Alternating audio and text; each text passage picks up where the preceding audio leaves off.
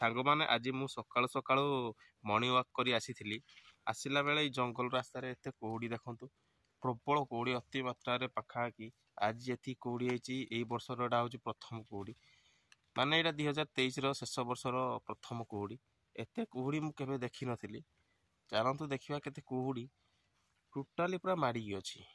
ସାଙ୍ଗମାନେ ଏଇ ଦୃଶ୍ୟଟା ଦେଖନ୍ତୁ, ଏତେ କୁହୁଡ଼ି ଅଛି, ପୁରା ଦୂର ଦୂର ବାଟ କିଛି ଦେଖନ୍ତୁ ଏଠି ଦିଶୁନି, ପୁରା ଦୂର ଦୂର ବାଟ ବହୁତ ଦୂର ଥିଲା, ପାଖରେ ବି ଟୋଟାଲ ଦିଶୁନି। ଏଠୁ 10 ମିଟର ପାଖରେ କିଛି ଦିଶୁନି। ଦେଖନ୍ତୁ କେତେ କୁହୁଡ଼ି ମାଡ଼ିକି ଅଛି।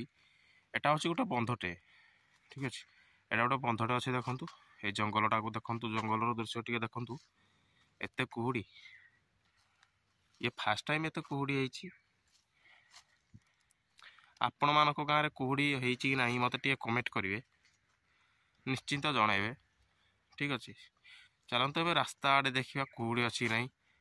ଏଇ ଦୃଶ୍ୟଟା ଦେଖନ୍ତୁ ସାଙ୍ଗମାନେ, ଆମ ଘର ବି କିଛି ଦିଶୁନି। ଦେଖ ପୁରା ଟିକେ ଟିକେ ହାଲକା ହାଲକା ଟିକେ ଟିକେ ଦିଶୁଛି, ଦେଖିପାରୁଥିବେ। ଦେଖ ସୂର୍ଯ୍ୟ ଛଇ ଏଥର ଆଉ ହବନି, କାହିଁକି ନା କୁହୁଡ଼ିରେ ସବୁ କଡ଼ ଗୁଡ଼ାକ ସବୁ ମରିଯିବ, ଆଉ ଜଣାପଡ଼ିଲାଣି।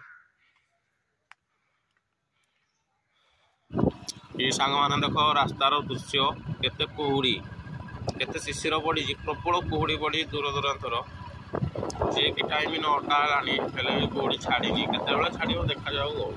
ଦେଖ ସାଙ୍ଗମାନେ, ପାଇପ୍ ଲାଇନ୍ ରାସ୍ତାରେ ବି କୁହୁଡ଼ି, ଏତେ କୁହୁଡ଼ି ପାଖାପାଖି ଗୋଟେ ଗାଡ଼ି ଯଦି ଆସିବ ମୁହାଁମୁହିଁ ହେଲେ ବି କିଛି ଜଣାପଡ଼ିବନି, ଏତେ କୁହୁଡ଼ି। ଆଗରେ ଗୋଟେ ତାକୁ ସାଇକେଲରେ ଯାଉଛି, କ୍ୟାମେରାରେ କିଛି ଜଣାପଡ଼ୁନି, ହେଲେ ବି ହାଲକା ହାଲକା ଦେଖ ଜଣାପଡ଼ୁଥିବ, ଅଳ୍ପ ଟିକେ ଦେଖ ଦେଖ ଦିଶୁଥିବ ଟିକେ ଟିକେ, ଟିକେ ମାଡ଼ିକି ଯାଏ ଦେଖିଦେଉଛି।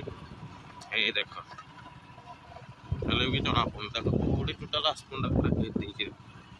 ଏଇ ଦେଖ ସାଇକେଲ ବାଲା ଯାଉଛି, ଦେଖିଲ।